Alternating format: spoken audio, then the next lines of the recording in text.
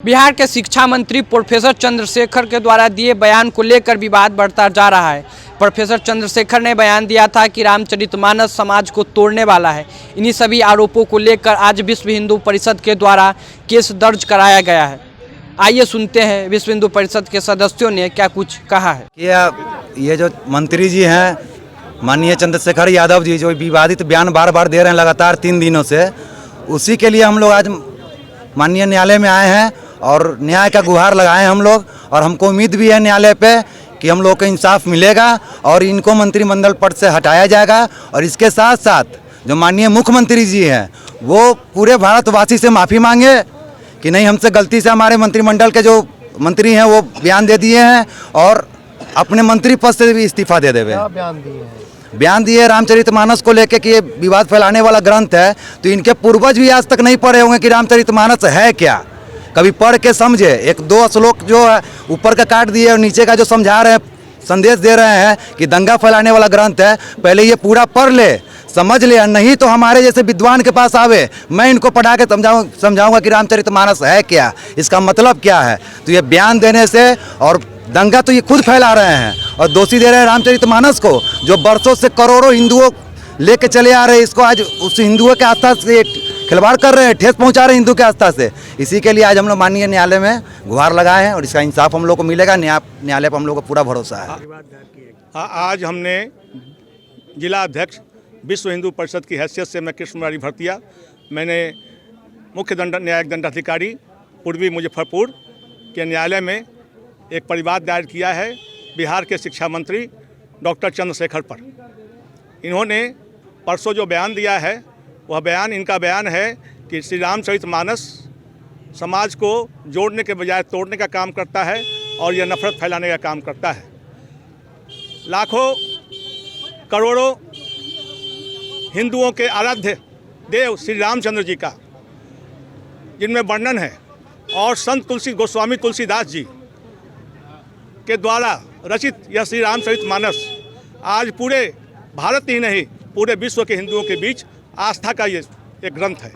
और इस ग्रंथ के बारे में उल जलूल और अनलगल और जहरीला बयान देकर इन्होंने लाखों करोड़ों हिंदुओं की आस्था को जानबूझकर ठेस पहुंचाई है।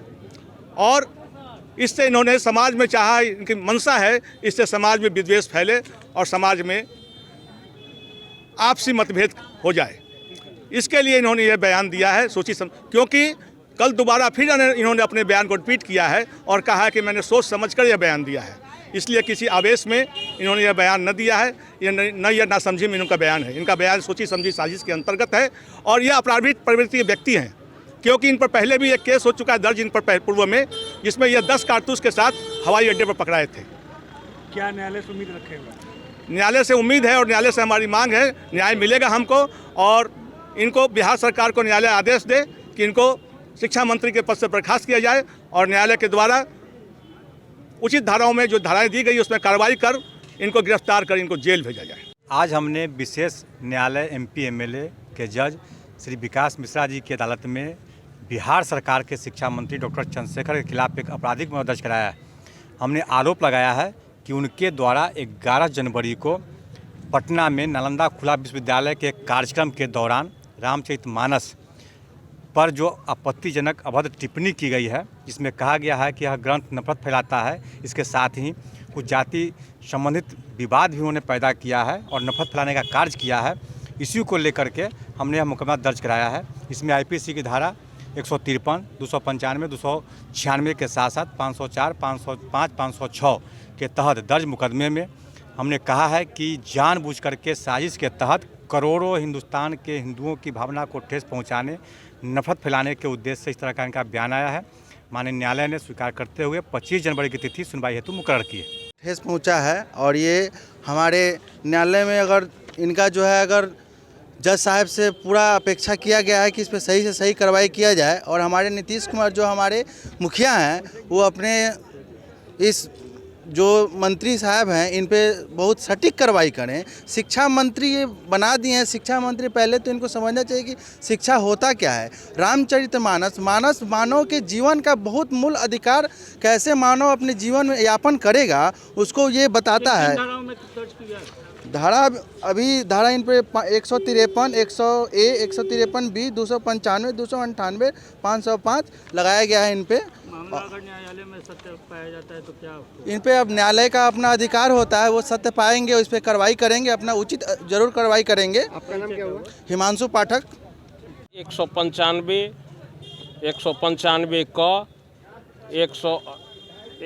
295, 295 क 298, 153 क 153 ख भारतीय दंड विधान के अंतर्गत केस दर्ज की गई है।